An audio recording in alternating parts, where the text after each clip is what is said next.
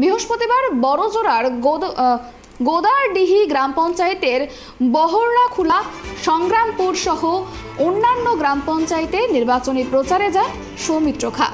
প্রচারের ফাঁকে সাংবাদিকদের মুখোমুখি হন বিষ্ণুপুর লোকসভা কেন্দ্রের বিজেপি প্রার্থী সৌমিত্র।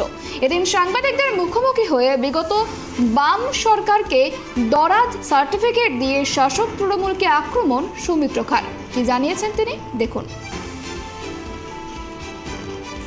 আপনাকে একটা কথা বলি, প্রথমত যে শিল্পাঞ্চলকে আহ্বান জানানোটা হচ্ছে আমাদের কাছে বড় কাজ। তৃণমূল কংগ্রেসের আমলে এই 10 বছরে একটা শিল্পাঞ্চল ঘোষণা হয়নি পশ্চিমবাংলায়। এটা বামফ্রন্টের আমলে হয়েছিল, এটা আমাকে স্বীকার করতে হয়।